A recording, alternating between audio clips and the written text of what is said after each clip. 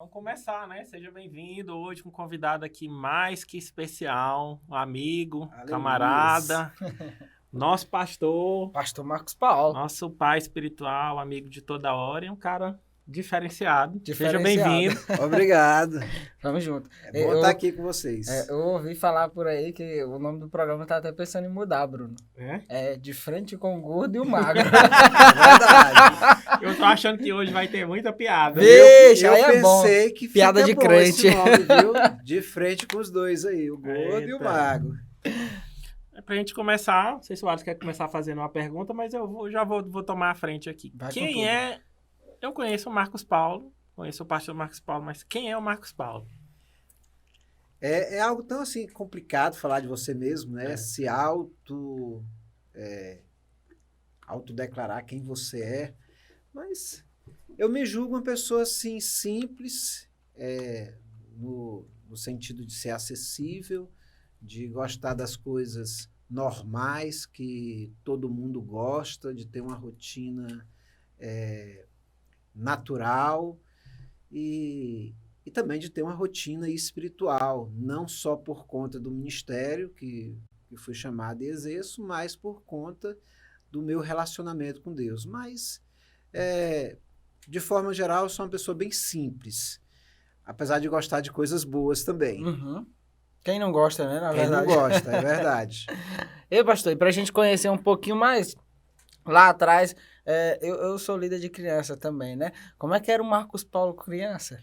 Pra quem não conhece esse lado aí, mais criança, adolescente, como é que era? Como é que foi essa história aí da Olha, vida? o Marcos Paulo criança era bem assim agitado, viu? Era mesmo? Só te contar uma historinha dele. Diga. Ele frequentava uma igreja, né, na infância, uma igreja tradicional, que Aham. tinha aqueles bancos de madeiras bem pesados.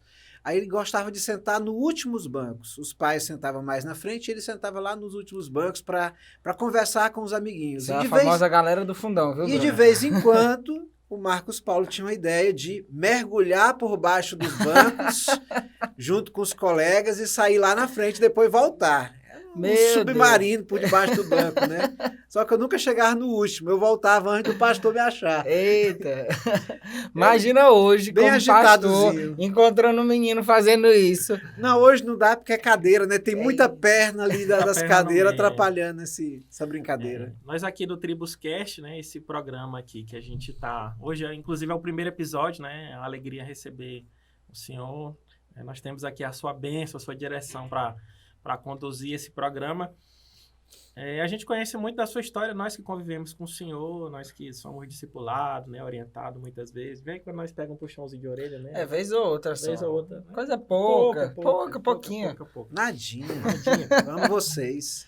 Como é que o senhor conheceu Jesus? Como é que o senhor encontrou Jesus? Ou foi encontrado por Jesus? Veja, eu nasci num lar evangélico. Então, desde a minha infância, de quando eu me entendo por gente, por pessoa, como a gente diz, né? Eu estou dentro desse movimento evangélico. Mas o meu encontro real com Jesus já foi na minha adolescência mesmo que eu tive a minha primeira experiência. Por fé, eu já tinha aceitado Jesus, já tinha sido até batizado nas águas, mas experiência real mesmo, concreta, já fui na adolescência, aí começou o meu coração a queimar, a incendiar um pouco mais pelas coisas do céu. Amém. Legal. E nesse período de adolescência, como é que foi essa questão de se firmar? Né? Porque a gente sabe que hoje em dia é a mesma coisa que antigamente. Sempre tem amizades que influenciam, questão de rotina. Como é que foi esse processo de firmar, de consolidar um pouquinho mais na igreja? Foi fácil, foi complicado? Teve dificuldade, não teve? Eu creio que todo tempo, toda geração tem a sua complicação. A minha também tinha as complicações de se firmar. Uhum. Mas, para mim, a igreja... Era o meu divertimento, vamos dizer. Era o lugar que eu tinha para ir. Então, eu estava sempre na igreja, porque os meus amigos estavam lá, os meus principais amigos, né, estavam lá. A minha rotina estava lá, apesar de estudar, fazer o ensino básico, depois o médio, Uhum. de ter amigos na escola, de ter amigos que professavam outras fés também no bairro, ali, amigos de vizinhança, que ainda são amigos ainda hoje, que a gente nutre amizade, carrega algumas bem, bem antigas. Mas a igreja, para mim, sempre foi um lugar de divertimento, de nutrir um bom relacionamento. Divertimento Era prazeroso, nesse sentido, né? era prazeroso ir. A minha maior alegria era poder ir, porque lá eu encontrava muitas coisas que me satisfaziam e que me completavam, de fato. Legal. Programação, amizades, vínculo de tudo, né? Tudo, saía, principalmente, né? Eu encontrei uma loura lá, que na época não era loura, era morena, tinha o cabelo preto, aí ela olhou para mim, eu olhei para ela, Aí olhou ficou de mais volta, animado ainda para continuar indo para a igreja. e ainda levava ela para casa ainda, de vez em quando. Olha aí. Para casa dela, né? Aí começou. Começou. Olha aí, viu? Como é que foi a sua história para ser pastor? A gente entende que é Deus que chama, mas como foi que o senhor descobriu esse chamado pastoral? Como foi que o senhor entrou nessa caminhada para ser pastor? Bruno, a princípio, quando eu tive a minha experiência de chamado, foi em um culto de missões em uma outra cidade, de cara eu rejeitei. Eu não queria aquilo para minha vida. De cara eu disse não. Geralmente isso é a reação da maioria das pessoas, né? Eu tive a experiência, ela foi real, ela foi muito concreta, viva na minha memória ainda hoje, mas eu tinha outro plano, eu queria ter um outro tipo de carreira, de formação, de vida, eu tinha um outro planejamento. E Deus desconstruiu esse plano para mim poder viver o plano dele. E hoje eu posso dizer, já há alguns anos, eu posso dizer que o plano de Deus foi muito melhor do que o meu plano. Demorou muito tempo para esse processo do primeiro chamado, vamos assim dizer, para, vamos dizer assim, cair a ficha de fato? Demorou alguns anos. Mais ou menos quanto tempo? Demorou alguns anos, entendeu? Aí a ficha vai caindo de pouquinho. A ficha vai caindo. Assim, tem algumas pessoas, elas vão logo, né? Elas entendem e vão logo. Outras pessoas demoram um pouco mais. E eu demorei um pouco mais, mas eu compreendo que fazia parte do meu processo. E ir mais cedo, entrar mais cedo, talvez não fosse o processo certo. Então, foi benéfico a demora. Ainda tem aquele negócio, né? Porque geralmente, quando tem essas etapas da vida, tem uma lacuna aí, né? E aí acaba que você vive várias outras experiências. Eu imagino que essas experiências que você viveu nessa experiência de ter sido chamado e aceitar, contribuíram muito para a experiência que você tem hoje, a sabedoria, né? Com certeza. Senão, não teria conseguido ela, né? Com certeza. Se você não entende o ensino que vai acontecendo no decorrer do tempo, dentro desse processo aí, de cada etapa do processo, você vai entrando em questionamento. Será que eu fui realmente chamado? Ou foi engano? E essa dúvida nunca existiu. Na verdade, eu estava aprendendo. Ainda hoje eu aprendo com esse chamado, né? O coração não pode se fechar para o aprendizado. O aprendizado ele deve ser uma constante na vida da pessoa. Quando ela para de aprender, ela já está quase morta, vamos dizer assim. Antes de ser pastor, eu já ouvi o senhor falando algumas vezes, o senhor já foi vendedor. O que o senhor vendia? O senhor trabalhava com o quê? Conta um pouquinho da sua história. De vendedor? Eu já fui vendedor de tudo, né? Vamos dizer, de muita coisa. De vender cheiro verde na rua, com a bacia carregando nos braços, na cabeça, que minha mãe tinha uns canteiros, né? Então ela plantava aquele canteiro e depois ela botava para os filhos vender. E eu foi a minha primeira experiência de venda. Eu vendia para a vizinhança. Mas aí eu comecei a ficar com vergonha, então eu comecei a vender atacado. Ela não gostou, porque no atacado ela ganhava menos. Aí eu fui vender calçados lá na loja, no Mercadinho, de um colega da família. De lá eu fui para o Calçadão, trabalhei muitos anos como vendedor em muitas lojas. Depois que eu deixei de ser vendedor, eu abri um pequeno empreendimento, né, que foi um escritório, assim, uma casa de fotocopiadoras, de Xerox, e ali eu trabalhei por um tempo também. E a vida tá assim, né? A gente Vida que segue. Vida que segue. A gente vai trabalhando em muitas coisas, sempre aprendendo, sempre buscando tirar o proveito de cada momento de cada experiência que você está vivendo. Bacana. É muito bom. E aí uma das coisas que você citou aqui foi a questão, por exemplo, você, quando falou da igreja, começou a falar da loira, né?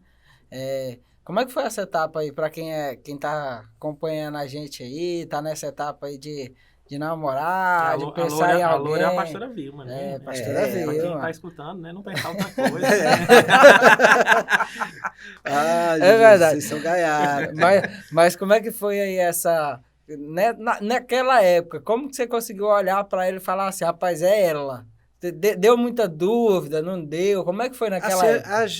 Como a gente vivia no mesmo grupo ali social, de amigos da igreja, nós éramos amigos. E a gente convivia, a gente brincava junto, a gente participava até do mesmo grupo de louvor da igreja, né? Nós cantávamos. Eu lembro. Você era criancinha. Mas eu lembro. Então quer dizer que o senhor era cantor também? Isso é outra coisa. Eu lembro, viu? A gente dublava. Então, a gente fazia parte desse contexto. Muitas vezes a gente ia junto para alguns lugares, voltava, se encontrava, saía para lanchar. E nesse sair para lanchar, ela algumas vezes também me apresentava a algumas pessoas. Ó, Marcos, aquela menina ali, não sei o quê. Tá? Mas eu percebi que ela deixou de apresentar porque ela estava começando a ficar com ciúmes, né? Aí eu disse assim, tem coisa, tem caroço no angu. E tinha mesmo, né? Glória a Deus por isso. E foi... o nosso relacionamento começou com amizade. Uhum. Da amizade, que ainda existe ainda hoje, essa amizade vai continuar, virou uma paixão que resultou no amor e um casamento aí de 20 anos. Olha aí.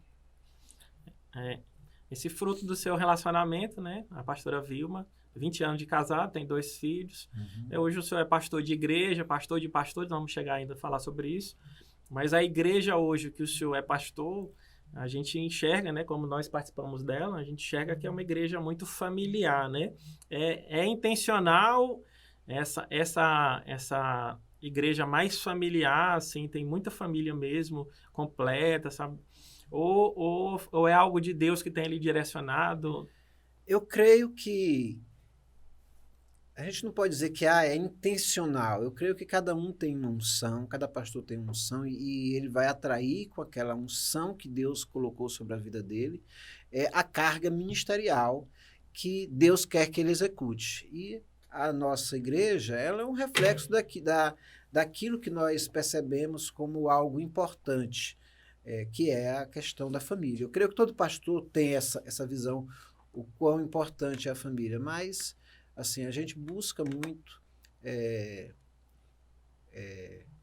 falar um pouco mais e viver um pouco mais. A gente tem até a conferência da família, isso, né? Que, saber assim... que família tem coisas boas, saber que família também tem os desafios e a gente busca um pouco mais falar sobre família ali na nossa igreja, tem a conferência, a gente acaba puxando, sim, essa unção, essa responsabilidade pro meio do corpo da nossa igreja local.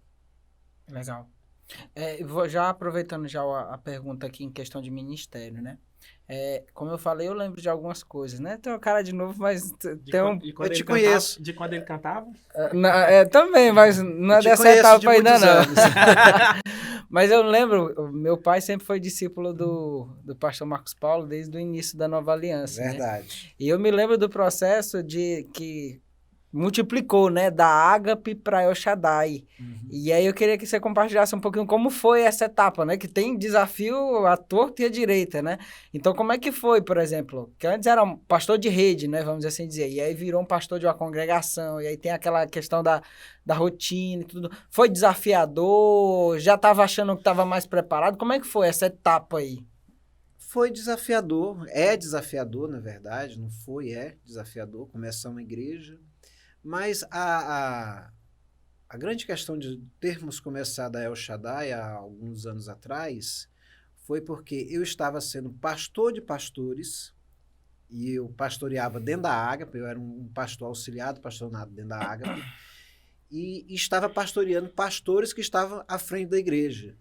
E muitas vezes vinha aquele quê de cobrança, aquele questionamento externo. Como é que um pastor pastoreia outro pastor se ele não tem experiência, vivência de igreja? E aí foi quando eu conversei com o meu pastor, Raimundo Nonato, e disse, olha, eu preciso abrir uma igreja também, uma congregação, para que eu tenha autoridade para falar algumas coisas para os meus discípulos pastores.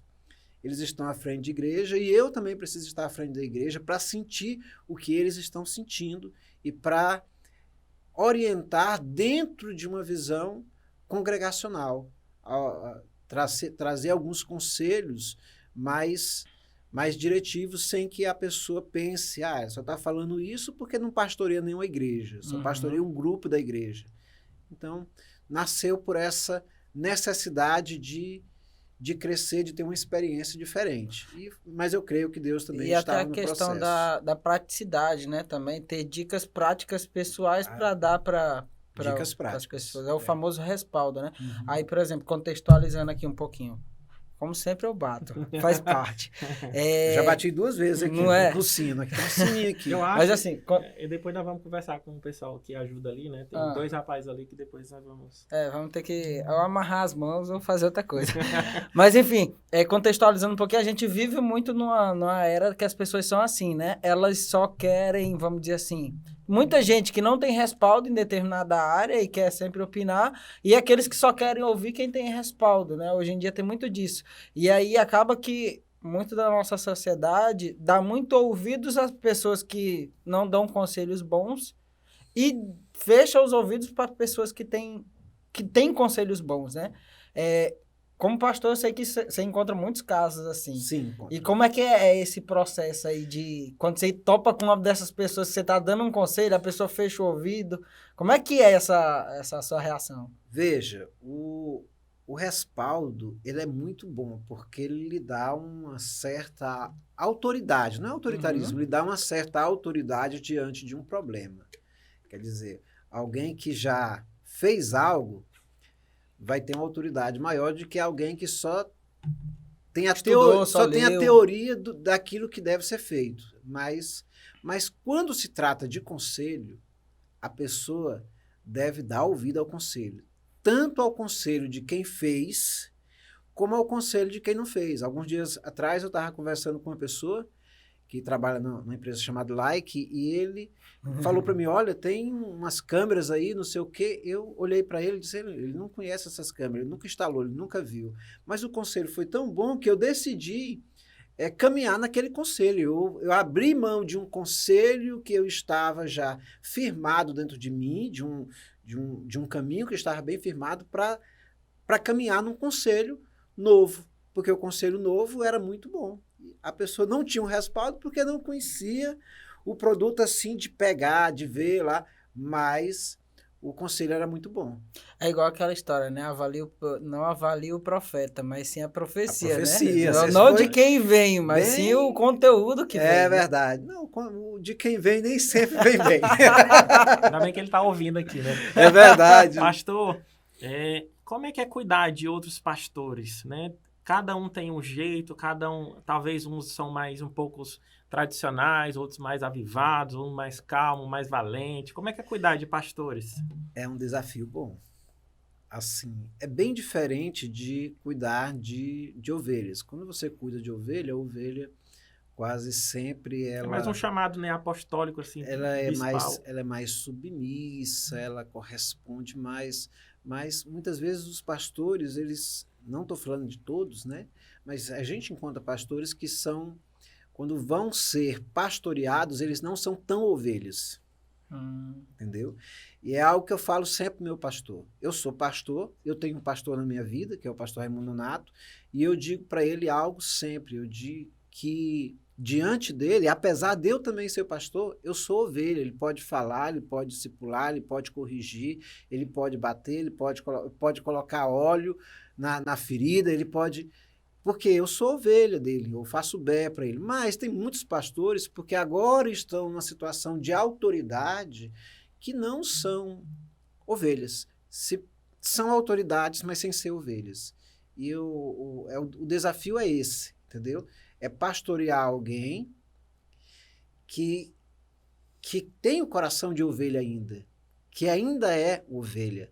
Aí fica fácil. Quando não tem esse coração, fica muito difícil, muito complicado, torna toda a situação pequena, como se fosse uma tempestade. Em breve o pastor Nonato vai estar aqui, né? A produção já está trabalhando aí para agendar com ele já confirmou. Essa daí vai ser top, viu? Vamos marcar essa data, mas continuando falando sobre pastor, para pegar o gancho aqui, nesses últimos anos a gente escutou muito sobre pastor com suicídio, com depressão, e é um tema que eu queria saber do senhor, a sua opinião, aquilo que o senhor tem entendido. É porque antigamente falava-se que quem tem depressão é porque não tinha Deus. E aí você começa a ver alguns pastores tomando uma decisão de suicídio, alguns pastores em depressão. O que é que o senhor entende, o que nós estamos vivendo nesse tempo? Pensando em pastores, né? Pensando em pastores. Veja, a gente sempre vive meio que extremos. O pastoreamento está entre as profissões de cunho emocional das mais perigosas que tem, porque o pastor ele muda de um pico de humor lá em cima e vai para um pico de humor lá embaixo. E muitas vezes, principalmente aqueles pastores que não são acompanhados, que não têm alguém para falar e para ouvir, eles correm sim um forte risco de se encher demais de coisas, de problemas espirituais, de guerras externas, de fatores da igreja, de fatores que atingem a igreja e que atingem a família, de crises familiares, porque o pastor também é uma família, e tem família, e também tem problemas, tem as suas lutas pessoais, e se ele não tiver ninguém para falar, ele corre um grande risco, sim, de entrar em uma situação de desgaste emocional, de fadiga, de estresse, de ansiedade, de depressão, e isso pode levar até mesmo a um pensamento de suicídio. O suicídio é um grito de desespero.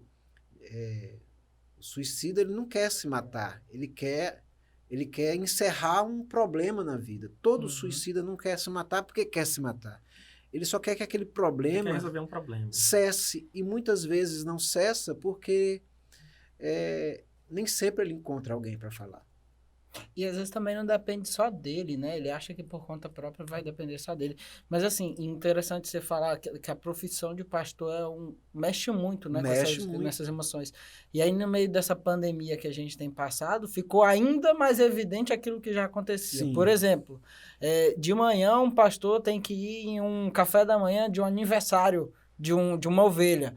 À tarde, ele às vezes já tem que dar uma palavra em um culto fúnebre, né? Sim. Então, essa amplitude de emoções mexe muito com a questão de pastoreio, né? Oscila muito o emocional de um pastor. E aí vem aquela questão do se alegrar com os que se alegram, chorar com os que choram. Como é que fica essa... meio que uma gestão emocional, de ao mesmo tempo, vez ou outra, se alegra de manhã, à tarde já tá...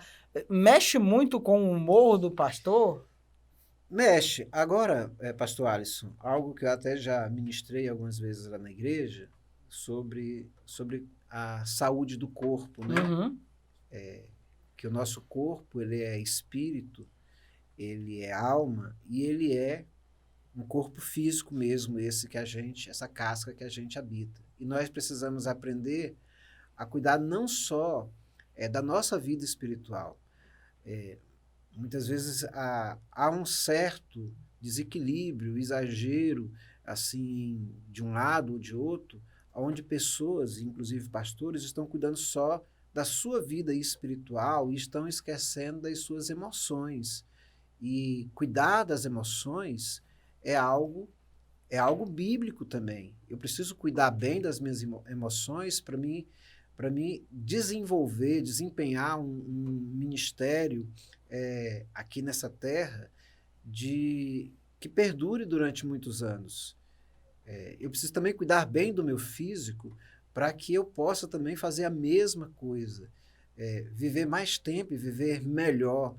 E muitas vezes o que a gente encontra são muitos pastores sedentários, não estou falando do biotipo, se é gordo ou se é Uhum. magro, sedentários, porque não tem uma rotina de cuidar do corpo.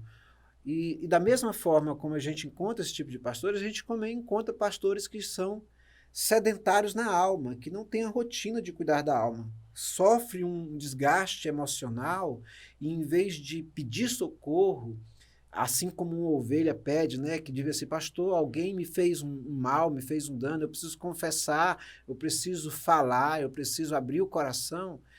Um pastor que não faz isso, daqui a pouco ele vai estar sobrecarregado de lixos, de entulhos, de poeira, de tudo aquilo que não é bom e que vai afetar a alma dele. Então, se tem que pedir perdão, tem que pedir perdão. Se tem que liberar perdão, tem que liberar perdão. Se está ofendido, tem que dizer que está ofendido. Se está magoado, se está com raiva. A Bíblia diz, Jesus diz, irai-vos e não pequeis. Então, a ira, até certo ponto, ela é bíblica. Ela acontece, né, Ela na vida. acontece no dia, você tem um rompante de ira. Agora, o que é importante é você não dormir com aquela ira, que deixar o sol se pôr, resolver aquela questão. E o que acontece é que muitas pessoas, elas deixam o sol se pôr, deixam a semana, o mês, o ano, a década se pôr, e daqui a pouco Acredita que o tempo vai curar, né? Que o o tempo tempo não vai... cura, tempo não cura, não resolve. E assim, o legal é que isso também não vale só para pastor, né? Vale para líder de célula, líder, e até para uma carreira. Uma pessoa que é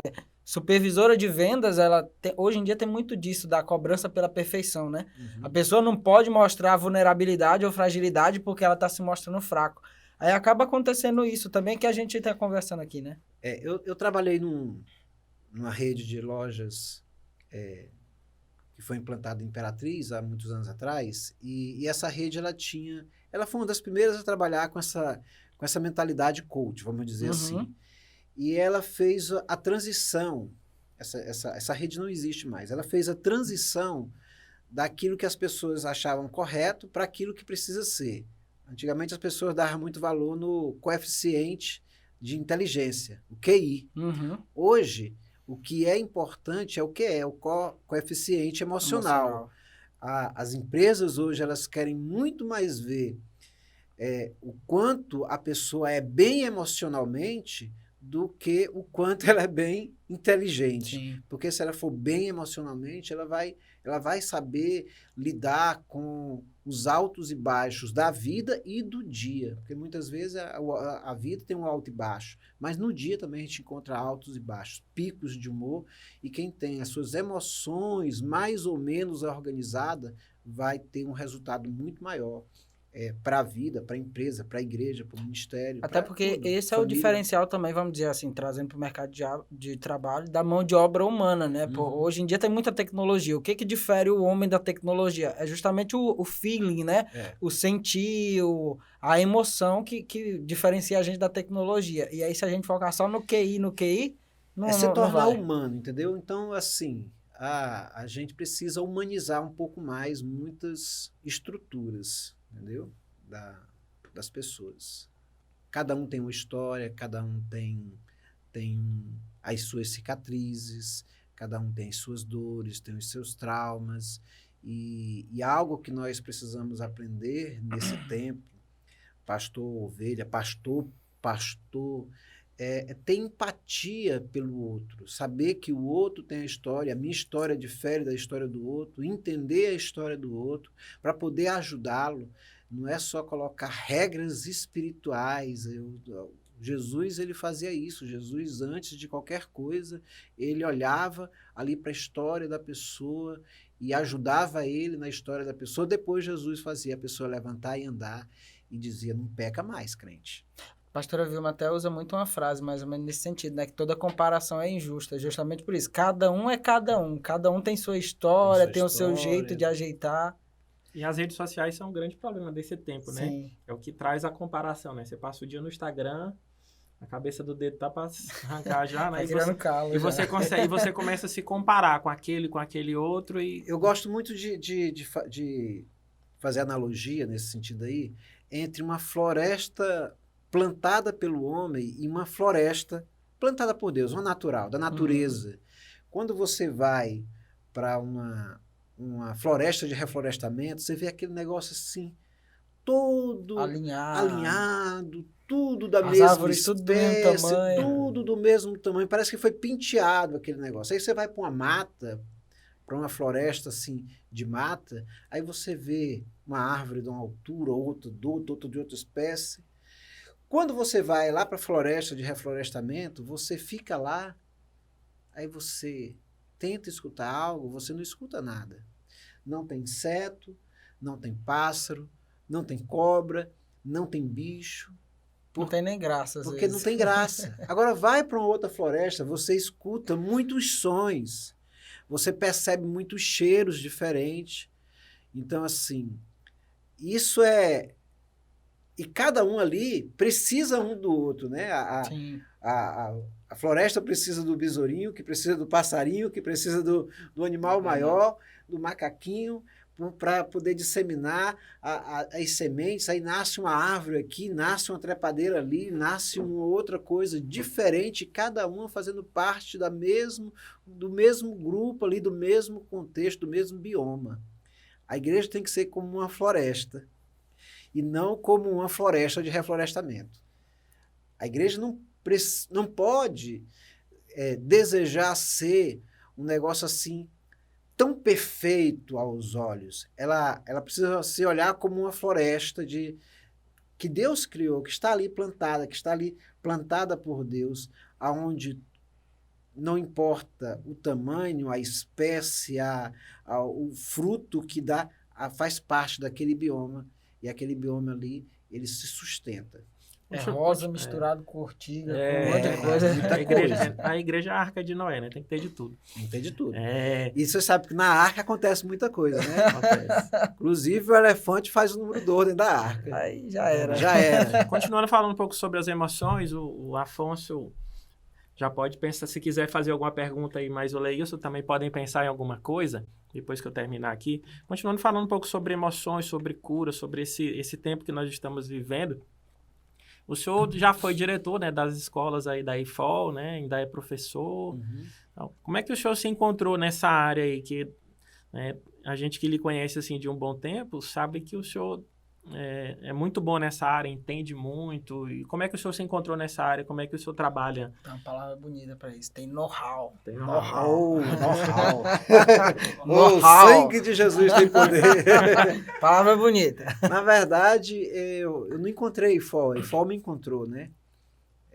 Basicamente assim, eu vivi altos e baixos na vida. Todo mundo passa por crises. E eu vivi uma crise muito profunda na minha vida espiritual. Eu já estava casado, os meus filhos já tinham até nascidos, e eu estava com algumas situações, algumas demandas pessoais não resolvidas e que eu não conseguia resolver e nem encontrar alguém, nem procurava alguém para resolver, porque tinha muito medo de procurar as pessoas para abrir o que estava acontecendo. Uhum. Estava pensando mil e uma coisas que não devia pensar. Eu tava pensando besteira. Besteira braba. Besteira braba mesmo. E eu comecei eu vi falar de libertação e eu tive acesso a um material. Eu li todo aquele material de libertação e eu fiz o passo a passo ali de todas as coisas que eu conseguia, sem procurar ninguém. Autodidata. Quando eu cheguei no último capítulo, nas últimas entrelinhas ali, eu li algo assim: não existe autolibertação. Eita. Aí eu disse: meu Deus. E aí a última linha: você precisa de alguém para se libertar. E aí eu fui a procurar o autor, tudo mais. Eu descobri a IFOL. Meu pastor eu fui procurar meu pastor, ele já tinha feito a IFOL, e eu disse assim: pastor, eu estou aqui e eu gostaria de fazer, tem uma demanda. Falei para ele, expliquei para ele qual era a demanda. Foi a primeira vez que eu, vamos dizer, tive a experiência de abrir um pouco da minha situação. Aí eu fui em maio de 2005 para Almirante Tamandaré, ali uma cidade vizinha a Curitiba. Primeira vez que eu peguei frio de verdade, cheguei lá fazendo 5 graus, estava fazendo. Aí você imagina, um maranhense, né, do interior, Pé rachado, chega num lugar desse. E eu vestia tudo. Tinha uma amiga minha Eu lá. tava com frio. Era com frio, eu queria resolver o problema. Tinha uma amiga minha lá com um moletom cor-de-rosa. Ela dizia, se você veste, eu disse, eu visto cor-de-rosa, eu visto roxo, eu visto lilás, a cor que tiver, eu quero é acabar com esse frio. E foi um mês ali de de Deus ali na minha vida. Eu me achei dentro daquela situação. Eu voltei, vamos dizer, completamente diferente, sendo a mesma pessoa, né? Porque você muda e continua sendo a mesma pessoa. Glória a Deus. Na minha essência, eu continuava sendo a mesma pessoa, mas nos meus princípios, nos meus valores, na minha visão bíblica, eu voltei completamente diferente. E daí para frente foi servir na escola, foi me colocar à disposição, foi ir para outras escolas e as coisas foram acontecendo, entendeu? Não chega de mão, não cai de paraquedas algo, você vai se dedicando. Então, tudo tem uma história, né? Então, eu fiz em maio de 2005 e fui servindo em outras escolas, até que chegou um dia de também ser convidado para ministrar, de também ser convidado para dirigir escolas. E a IFOL é uma ferramenta divina que o nosso ministério tem buscado usar de maneira com muita responsabilidade na vida de todo mundo que chega. E legal falar isso só rapidinho, é porque a gente vive numa sociedade que é muito obstinada também, né? Por exemplo, você falou aí da questão de que não foi a IFOL, eu não escolhi a IFOL que me escolheu. Aconteceu, né? Foi vivendo e aconteceu. E tem muita gente que trava a vida por causa do contrário, né? Porque quer alguma coisa, persegue aquele negócio e nunca consegue. Uhum. E muitas vezes, se a pessoa se deixar permitir viver outras experiências, aquilo vai por naturalidade, né? Eu tenho algo dentro de mim, pastor Alisson. Toda porta que eu preciso forçar para entrar é uma porta que Deus não quer que eu entre. Olha, pega a visão, pega a visão. Então, tem portas que estão fechadas. E que vão permanecer fechadas para mim. E eu não preciso botar força nessas portas. Agora, eu preciso descobrir quais são as portas que já estão abertas, que só precisam de um leve empurrão para mim entrar. Porque aí vai acontecer de uma maneira maravilhosa, linda, sem ter um desgaste para conseguir chegar em um alvo que muitas vezes, muitas pessoas estão lutando com todas as forças para conseguir. O que é de Deus para acontecer na sua vida, se você entrar na porta certa, vai acontecer. Agora, a chave certa também. Se você focar em uma porta que não é a porta que Deus quer que você abra, se você tentar forçá-la, aí você pode encontrar fracasso, frustração, decepção. E muitas vezes nós vivemos as nossas neuras, né, pessoais, né? Queremos algo porque queremos aquilo de qualquer jeito. E a gente precisa descobrir o que é que Deus quer para nós. O que é que Deus quer para você? Pronto, aquilo que Deus quer é aquilo que você tem que entrar. Show de bola. Tem que abrir mão das noias, viu? Abra mão da tua noia. É verdade. Leilson, manda a braba. Top. Que honra, meu pastor. Tava vindo aqui. Outra pregação aqui, né? A gente tá aqui agora de 3 pastores, né? Ao mesmo tempo. A gente tá falando aqui um pouquinho sobre... um pouco sobre juventude, falando aqui de humor, de tantas coisas bacanas, né? Eu queria perguntar aqui, pode ser uma pergunta bem ampla, né? No caso, para os 3. No caso, com relação à depressão na juventude. Tem gente que fala assim, a depressão é frescura. Não é frescura, né? Muitas vezes ela precisa ser tratada com a libertação ou muitas vezes por um profissional, né? No caso da área. Como é que se lida? Eu quero outra. Essa aqui não tá boa, não. Essa é aquela da pia, é? Tu tem coragem, ó. Você vai pra sala fria por causa disso. Não vai vir mais convidado nenhum. Você vai pra sala fria por causa disso. Eu só peguei aqui que eu sou de cima. Prova aqui, minha cobaia. Eu marco a sala fria dele pra aqui de novo. Prova aqui, minha cobaia, pra você ver. Não vai vir mais convidado nenhum. Vamos pensar que a água de coco não presta. Meu Deus. Brincadeira, mandaram provar aqui água de coco aqui, ó. Vai cuspir lá longe. Realmente. Tá bom, não. Bom, retornando aqui à pergunta, como é que a igreja hoje procura lidar com esse tipo de problema de um jovem, de uma pessoa que está passando por um momento de crise, principalmente uma crise familiar? Como é que é o acompanhamento hoje da igreja com relação a determinada área que é tão delicada, né?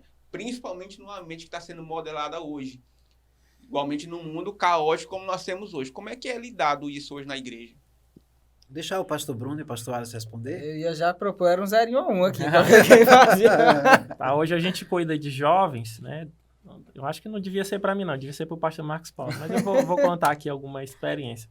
E a gente cuida de jovens e o número de pessoas com problemas emocionais, e essa geração nossa a gente já entende, né, que tem muita gente passando por esse tipo de situação. Deus tem sempre mandado, né, pessoas, psicólogos, né, profissionais dessa área emocional, para inclusive que são cristãos, né, que caminham com a gente, que são líderes. Então, nós temos alguns líderes de células que são psicólogos ou são estudantes. Então, a gente, para a glória de Deus, a gente tem tentado ajudar, né, muita gente. É um reflexo da nossa geração, né? Sim. Muita gente com esses problemas emocionais. E nós, como cristãos, temos que, de fato, se capacitar. Eu creio que seja um tempo que a gente precisa se capacitar, entender mais sobre isso. Um pastor, ele é um pouco de tudo, né? Um pastor tem que aprender um pouco de tudo. Um pato. Um pato. Nada mais ou menos, nada anda mais ou menos, mas sabe um pouquinho de cada coisa. Voa mais ou menos. Mais ou menos. Mas a gente precisa saber um pouco de tudo. E essa área, nesse tempo, eu creio que seja fundamental, né? Com o crescimento de pessoas com essa dificuldade emocional, a gente tem que entender. E é óbvio que a gente ajuda em oração, a gente ajuda em conselho e a gente ajuda encaminhando as pessoas para os profissionais corretos que têm, muitas vezes, a expertise para resolver a questão. Sim, sim. Ajudar o Leus na pergunta dele aqui também, e na resposta do pastor Bruno, de uma maneira prática. As demandas chegam via célula, né? A nossa igreja é uma igreja em células, com células, e quem participa de uma célula ali de maneira ativa quase sempre compartilha as suas lutas para os seus líderes, para os seus discipuladores. E quando o líder, o discipulador, ele se vê diante de uma situação que ele não tem um conselho ali, que ele não sabe como orientar, e que a oração, ele precisa passar do nível de oração para algo prático mesmo, ele vai subir para o supervisor de célula, Sim. ele vai subir para o pastor da igreja, e muitas vezes, dependendo da situação, a gente aconselha para fazer uma escola de libertação, para passar por um momento de libertação. Se for algo clínico, a gente aconselha procurar um terapeuta e até ajuda na escolha de um terapeuta que tenha também princípios, valores cristãos e que seja... que tenha, como o pastor Consiga Bruno conciliar, falou, né? consiga pouquinho. conciliar para não ferir também a fé do outro, né? Uhum. Tem profissionais aí, muitos profissionais gabaritados mesmo, como terapeutas e psicólogos que podem, e que têm a expertise, têm ferramentas que vão ajudar muito as pessoas com as suas demandas pessoais. Sim. E assim, ó, até complementando, como pastor de adolescentes, né? Que acho que lido bastante com isso, né? Uma das principais coisas que a gente consegue perceber, tanto eu quanto a pastora Andressa, é tirar um pouco da pressão que não existe, mas na mente da pessoa existe. A pessoa chega se cobrando de tantas coisas, que é aquilo que o pastor falou, né?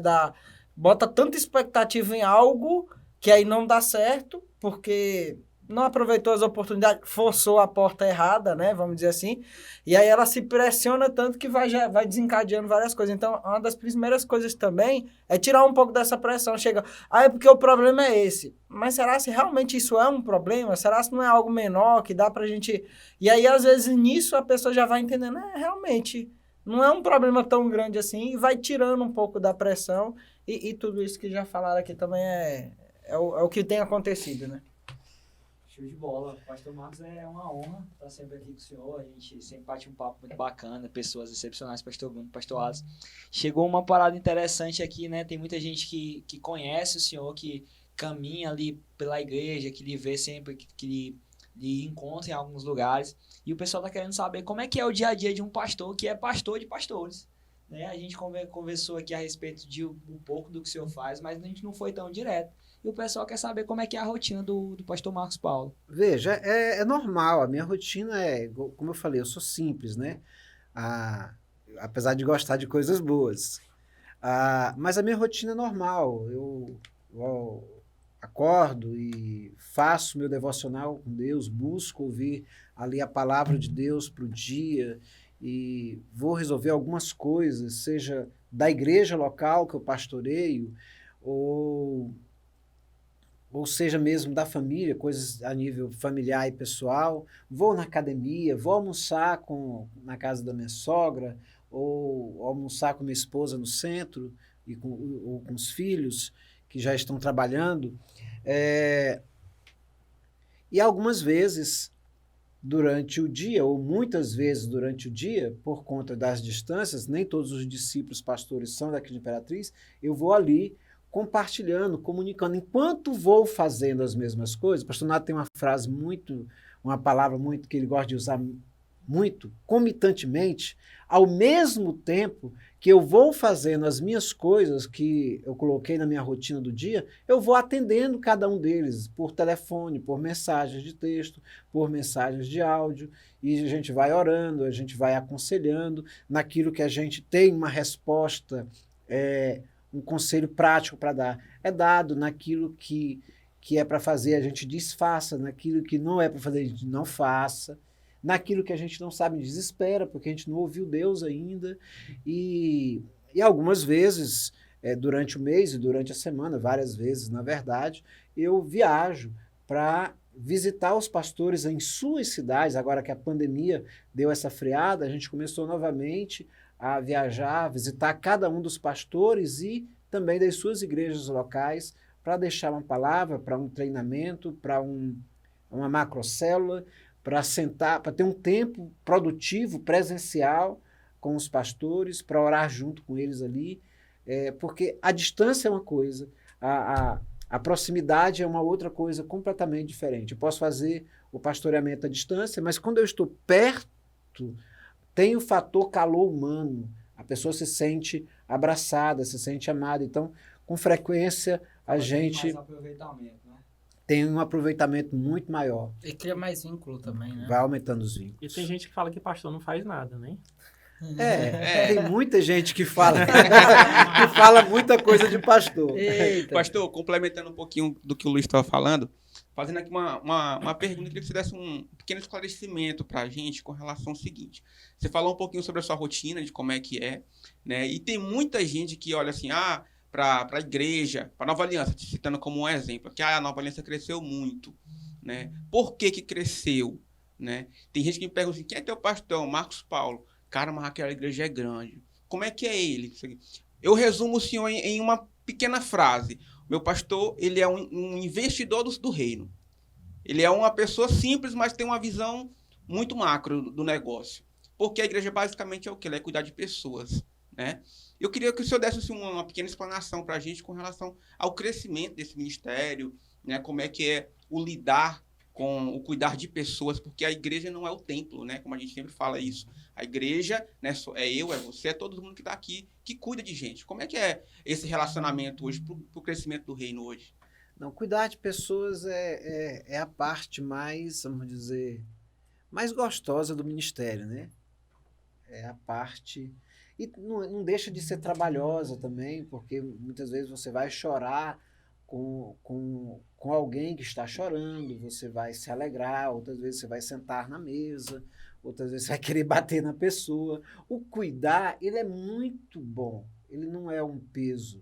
Mas quando você fala assim, a igreja já cresceu muito, eu fico pensando comigo mesmo, cresceu não, ela podia ter crescido muito mais, muito mais, muito mais, se cada um decidisse cuidar de mais um, ou cuidar de um grupo. Se cada um que está ali conosco decidir cuidar de mais um, a igreja dobra. Se cada um que chega cuidar de mais um, a igreja dobra de novo. E assim o reino cresce. Mas muitas vezes o que acontece é que tem muitas pessoas que estão sendo cuidadas e tem poucas pessoas com disposição de cuidar. Graças a Deus, tem pessoas ainda com disposição de cuidar. Mas se todos decidissem cuidar de outra pessoa, já tínhamos avançado muito mais. O nosso ministério, o pastor Nato, ele tem uma palavra sobre o nosso ministério, que hoje nosso ministério tem cerca de um pouco mais de 100 igrejas, mas nós temos uma palavra de 600 igrejas. E ainda não chegamos a 600 igrejas porque está faltando pastores, está faltando pessoas disponíveis para nós enviar. Estou tentando falar com o Leilson, ver se ele tem... Eu acho que é uma boa opção. É uma boa opção, você concorda, né? É, Luiz também acho, Afonso, também acho, também. também acho. Olha aquela frase, sentir de Deus. Sentir de Deus. Sentiu de Deus, sentiu mesmo, crente. Pastor, falando um pouco sobre o lado profético, né? Nós que caminhamos com o Senhor, nós sabemos que o Senhor é profeta também. Como é que também o Senhor descobriu o profeta? Como é que é lidar? Né? Porque talvez ser profeta não é fácil. Porque as pessoas criam expectativas em você, pensam que todo culto você vai entregar a palavra para ela, ou você encontra com o Senhor e pensa que Deus está falando assim, e tudo... muita gente corre atrás de profeta, né? Ainda existe uma parte da igreja, Sim. talvez... É natural. É natural. É natural. As pessoas que chegam e aquelas pessoas que estão buscando, que não chegaram ainda de fato, mas que estão buscando algum milagre, elas vêm porque elas estão interessadas primeiro nas mãos de Deus, quer dizer, naquilo que Deus pode fazer por elas. Só depois de uma revelação é que as pessoas começam a ter o desejo de estar na presença de Deus, na face de Deus, estar ali. Mas você falou de ser profeta. Eu sei que sou pastor da igreja, exerço pastoreamento na igreja, pastoreio outros pastores, exerço aí uma função de bispado dentro do ministério, por pastorear outros pastores, mas eu compreendo que minha maior unção é essa mesmo, é uma unção profética. Muito mais profetizo do que estou pregando. E muitas vezes a profecia, naturalmente as pessoas têm expectativa, mas muitas vezes o profeta ele precisa ter sabedoria, porque tem palavras que vêm que o profeta não pode falar naquela hora, por várias situações. E tem palavras que ele precisa liberar naquela hora, independente do que possa acontecer. Então, ser profeta é não só ouvir aquilo que Deus está falando para o profeta, mas discernir como que ele deve entregar aquela profecia.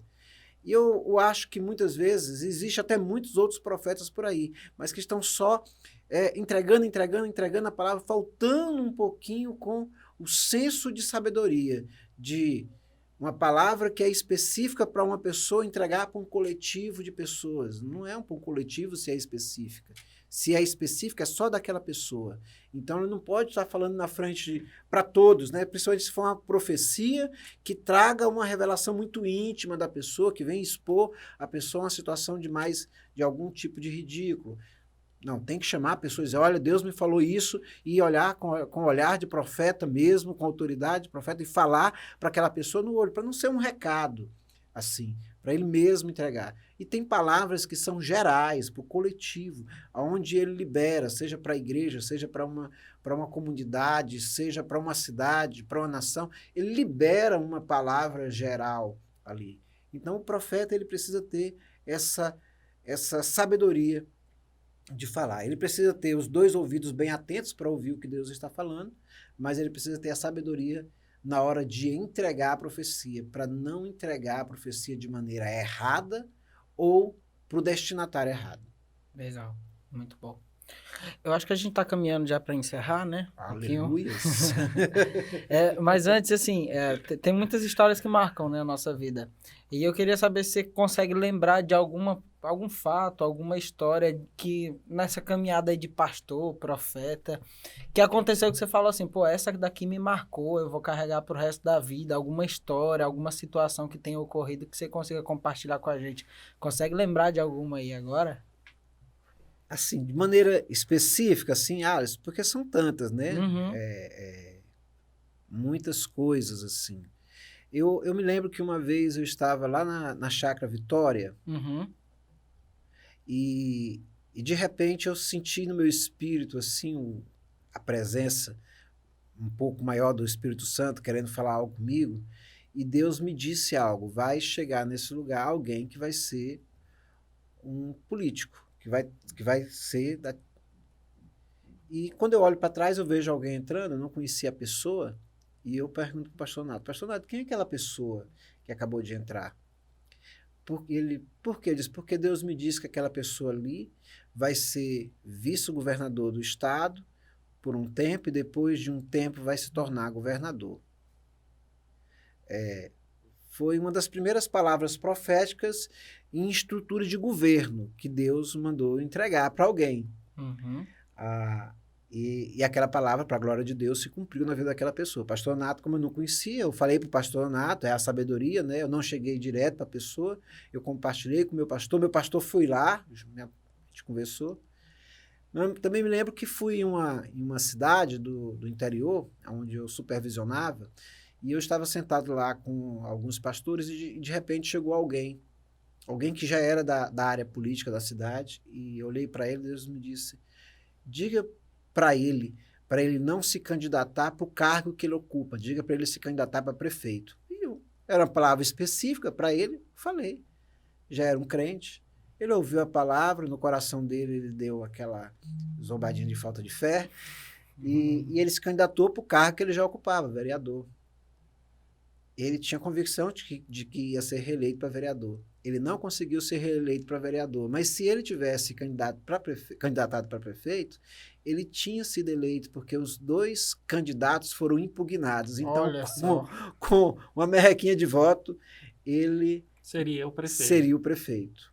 Meu Deus. Uma outra situação política também, de alguém até de uma outra cidade, que eu não tenho contato, que nunca tinha sido político também, Deus mandou entregar uma palavra para ele abrir mão do empreendimento dele. É uma coisa muito arriscada, né? Sim. Abra mão do seu empreendimento e se candidate. A gente fica com certo temor quando chega o dia da eleição. Meu Deus, o cara abriu mão do empreendimento, se candidatou. E aí eu fui pregar, assim, em uma cidade, e eu encontrei o irmão dele. O irmão dele disse, pastor, eu acho que ele não vai ganhar, não. E eu disse, meu Deus, foi da minha alma, parece que eu vou entrar em crise. Eu disse, Senhor, é contigo, o que tu fala é contigo, não tenho nada a ver. Eu só sou o carteiro, sabe o profeta? Quer que eu compare o profeta? O profeta não passa de um carteiro de Deus que entrega a carta para alguém. E eu disse, Senhor, eu vou descansar, a carta é tua. Uma semana depois eu descubro que a pessoa foi eleita para o cargo que ela se candidatou. E eu disse, rapaz, tu nem me ligou para dizer que tu foi eleito, tu recebe a palavra. Deixou aqui na pressão. Deixou aqui na expectativa. Então, assim, são muitas coisas, Legal. assim, cada uma numa área bem específica. E eu sei que Deus vai continuar usando, porque basta estar com o canal limpo para ouvir Deus e decidir não ser um baú.